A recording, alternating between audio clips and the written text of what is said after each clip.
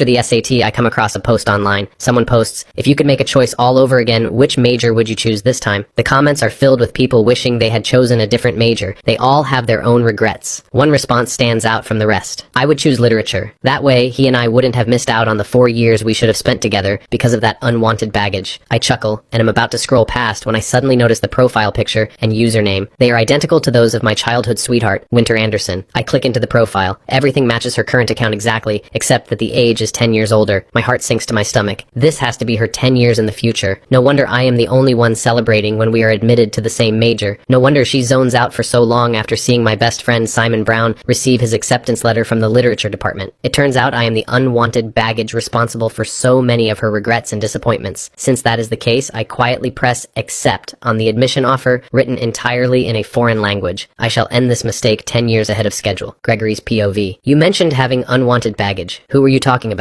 In front of the screen, I took a deep breath and typed my question for Winter Anderson. Within seconds, her reply popped up. He was someone I grew up with. Well, technically, he's also my benefactor. His parents died saving me years ago. To repay that debt, my parents took him in and raised him. He'd been taking advantage of my family's guilt ever since. He followed me around every day to the point that everyone thought he was a future husband my family had been raising for me. The truth was, I never wanted a burden like him in the first place. I blinked. A dull ache throbbed in my chest as I thought of Mom and Dad, frozen forever in old photographs. During a landslide years ago, Dad had shoved Winter out of the way and was crushed to death by a falling boulder. Mom had used every ounce of her strength to push Winter to safety. In the end, she was swallowed by the collapsing earth. Winter had once told me that from that day on, I would become part of the Anderson family. She would stay by my side for the rest of our lives, treating me like an older brother. In the end, it turned out I was nothing more than an annoying burden who used a life-saving debt to cling to her. I hate emotional blackmail more than anything. Congrats, OP, on finally escaping that nightmare. Forget the depressing stuff. We want the juicy romance. Tell us how you and your true love got together. Replies kept pouring in. After a long silence, Winter posted 2 short responses. It was simple. When that man and I were about to get engaged, I came clean. I told him that I'd already slept with the person I truly loved. My fingers began trembling uncontrollably. Wow, that's some main character energy right there. So, did the leech just give up? He didn't make a scene or anything? Oh, he did, Winter replied. But it didn't matter. I had leverage over him. The company he worked for belonged to my uncle. His grandma was critically ill and needed one final surgery. She was waiting on the last payment and I withheld his bonus. In the end, he had no choice but to let me go. Something inside me snapped. Even breathing became difficult. How could this be? How could Winter use the only family I had left against me? Then, how far have you and your current partner gotten? Another asked. Have you both settled down? Within seconds, a photo appeared in the thread. In the photo, 2 hands were clasped together, fingers intertwined. Matching bands gleamed on their ring fingers. My heart sank instantly. The mole on that man's hand was identical to Simon Brown's. That sapphire bracelet on his wrist was the very one I was wearing right now.